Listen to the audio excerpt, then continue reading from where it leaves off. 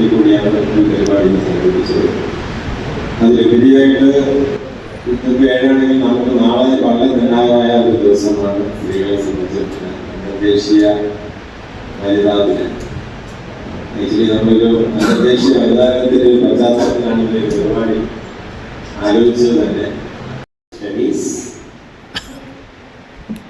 ഇന്ന് മുഖ്യ പ്രഭാഷണം ഇന്നത്തെ ബോധവൽക്കരണ ക്ലാസ് എടുക്കാൻ പറഞ്ഞിട്ടുള്ള സീനിയർമാർ നെടുമങ്ങാട് ലയൺസ് ക്ലബിലെ സീനിയർമാരായ doctor K P Ayyappan doctor, Nedumangad Lions ക്ലബിന്റെ president Lion Vijayakumar, Nedumangad club ഉൾപ്പെടെ 8 ക്ലബുകളുടെ ചുമതല വഹിക്കുന്ന region chairperson Lion Radhakrishnan sir, doctor Mathew sir from Yoga Medicity, other dignitaries on the dais, നമ്മുടെ ഈ കോളേജിലെ വിദ്യാർത്ഥികളെ നമസ്കാരം. ലയൺസ് ക്ലബ്സ് ഇന്റർനാഷണൽ നിങ്ങൾ എല്ലാവരും കേട്ടിട്ടുണ്ടാവും. അതായത് ഇന്ന് ലോകത്ത് ഏകദേശം 200-ൽ പല രാജ്യങ്ങളിൽ 14 ലക്ഷം മെമ്പേഴ്സ് ആയിട്ടാണ് നമ്മുടെ സമൂഹത്തിന്റെ ആവശ്യങ്ങളെ കണ്ടറിയിച്ചിട്ടുള്ളത്. അതിലൊന്ന് ഡയബറ്റീസ് ആണ്. അതിന്റെ ഭാഗമായി മറ്റ് മെഡിക്കൽ മേഖലകളെയും അഡ്രസ് ചെയ്യുന്നുണ്ട്. പിന്നെ വിഷൻ ഉണ്ട്, paediatric cancer, environment, disaster management, childhood cancer, hunger, അതുപോലെ മെന്റൽ ഹെൽത്ത് ആൻഡ് വെൽബീയിങ്, ഇങ്ങനെ 9 മേഖലകളിലാണ് ലയൺസ് ക്ലബ്സ് ഇന്റർനാഷണൽ അതിന്റെ സേവന പ്രവർത്തനങ്ങൾ നടത്തി വരുന്നത്. അഡ്വൈസർ തേടാനും പറ്റുന്ന ഒരു അവസരമാണിത്. അത് നിങ്ങളെല്ലാവരും വളരെ ഫലപ്രദമായി ഉപയോഗപ്പെടുത്തണം എന്നാണ് ഈ ഒരു അവസരത്തിൽ പറയാനുള്ളത്. അതുപോലെ തന്നെ മറ്റ് മേഖലകളിലുള്ള കാര്യങ്ങളിലും ഇന്നത്തെ ഇവിടുത്തെ ഡോക്ടേഴ്സ് ഒരു റഫറൽ ഡോക്ടറായിട്ട് തന്നെ പ്രവർത്തിക്കും. നിങ്ങളുടെ മറ്റ് കാര്യങ്ങളും ബുദ്ധിമുട്ടുകളെല്ലാം ഡോക്ടറോട് വളരെ ഓപ്പണായിട്ട് സംസാരിക്കാം. അപ്പോൾ ഇതുപോലെയുള്ള ക്യാമ്പുകൾ ഇനിയും നമ്മുടെ നെടുമങ്ങാട് ലയൺസ് ക്ലബിന് സംഘടിപ്പിക്കാൻ കഴിയട്ടെ എന്ന് ആശംസിച്ചുകൊണ്ട് ഇന്നത്തെ ഈ ഒരു മെഡിക്കൽ ക്യാമ്പ് ഔപചാരികമായി ഉദ്ഘാടനം ചെയ്തു അറിയിക്കുന്നു. നന്ദി, നമസ്കാരം.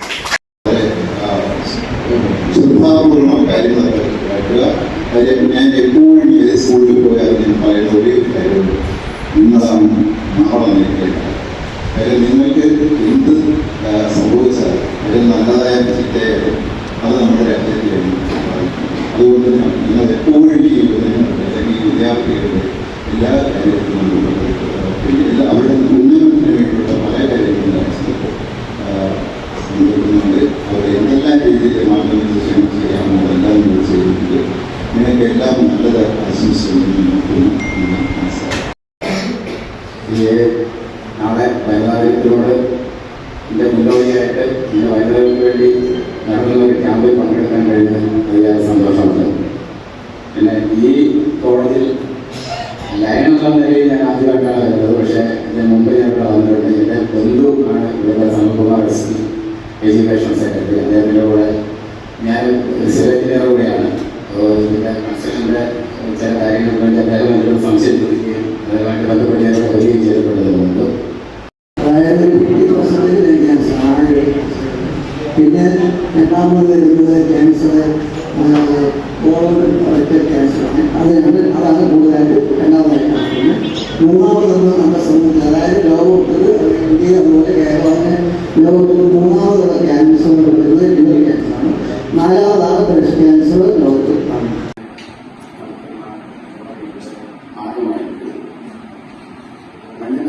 വളരെയേറെ ഇഷ്ടമുണ്ടായിരുന്നു. അത് താല്പര്യപ്പെടുന്ന വിഷയത്തെക്കുറിച്ചാണ് ഞാൻ പക്ഷേ ഞാൻ പറയാൻ നിൽക്കുന്നു എന്നുള്ളതിനേക്കാൾ നിങ്ങൾ പറയണം. ഇൻട്രാക്ഷൻ ഇത് കഴിഞ്ഞാൽ നമുക്കൊരു ഇൻട്രാക്ഷൻ സെഷൻ പോലെ മാറ്റിയെടുക്കണം. കാരണം നിങ്ങളാണ് നിങ്ങൾക്ക് വേണ്ടിയാണ് ഞാൻ പ്രവർത്തിക്കുന്നത്. അങ്ങനെ ജീവിത സ്നേഹത്തോടും സന്തോഷത്തോടും വെച്ചാൽ ഇരിക്കുന്നത് തന്നെ അത് തന്നെ ഞാൻ എല്ലാത്തിനും തിരിച്ചു തരികയാണ്. അപ്പോൾ അതുകൊണ്ട് അതിന്റെ പ്രതിപ്രവർത്തനങ്ങൾ, അതിന് എതിരായിട്ടുള്ള മാറ്റങ്ങൾ പ്രകൃതി തന്നെ നിശ്ചയിച്ച് കൊണ്ടുവരും. സ്ത്രീകൾ മാത്രം നമ്മൾ പറയുന്നെങ്കിലും വളരെ കുറച്ച് ശതമാനം പുരുഷന്മാരിലും ബ്രസ്റ്റ് ക്യാൻസർ ഉണ്ടാകുന്നുണ്ട്. അപ്പൊ അവിടെയും ഹോർമോണൽ വേരിയേഷൻസ് തന്നെയാണ് കാരണം. ഈ ഹോർമോൺസ് എന്ന് പറയുന്നത് നമ്മുടെ കൊളസ്ട്രോൾ മെറ്റബോളിസത്തിൽ വരുന്ന ഒരു ഡീവിയേറ്റഡ് സർക്കിളിൽ വരുന്നതാണ്. ബയോകെമിസ്ട്രി പഠിക്കുന്നവർ ഇവിടെ ഹോർമോൺസ് ആണ് എല്ലാവരും എന്തെങ്കിലും അറിയാൻ പറ്റും. അപ്പൊ ഇതെല്ലാം ഉണ്ടാക്കിയെടുക്കുന്നത് കൊളസ്ട്രോളിൽ നിന്നാണ്. അപ്പോൾ കൊളസ്ട്രോൾ വേണ്ടെന്ന് പറയാൻ പറ്റത്തില്ല. നല്ല കൊളസ്ട്രോളുകളുണ്ട്, അതിൻ്റെ മെറ്റബോളിസത്തിൽ വന്നിട്ടാണ് ഇതിപ്പോൾ. അപ്പോൾ കുറഞ്ഞൊരളവിൽ ഈസ്ട്രോജനും ഒക്കെ ഈ ആൻഡ്രോജൻ പ്രഡോമിനൻ്റ് ആയിട്ടുള്ള പുരുഷന്മാരിലുണ്ടാകാം. ഈ ആൻഡ്രോജൻസ് സ്ത്രീകളിൽ കൂടുതലായിട്ട് വരുന്ന മറ്റ് ചില അസുഖങ്ങൾ വരാം. അത് നമ്മൾ ഇതിനോട് വരുമ്പോൾ കുറച്ചൊക്കെ മനസ്സിലാവും. പോരാത്ത നിങ്ങളോട് ചോദിച്ചാൽ ഞാൻ പറഞ്ഞുതരാം. അപ്പം അങ്ങനെയാണ്. അപ്പം പ്രായം കൂടുതലായിട്ടുള്ളവരിലാണ് നമുക്ക് കൂടുതലായിട്ട് ബ്രസ്റ്റ് ക്യാൻസർ വരുന്നത്.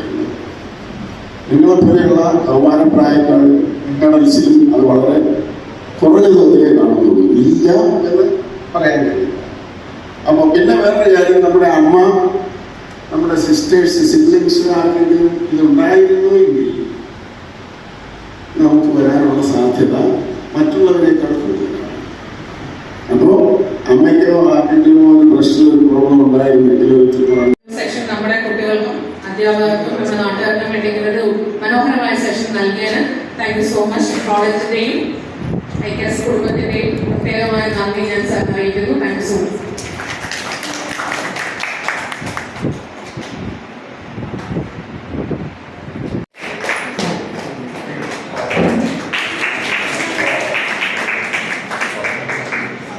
അടുത്തതായത് കോർഡിനേറ്റ് ചെയ്ത വിജയകുമാർ സർ.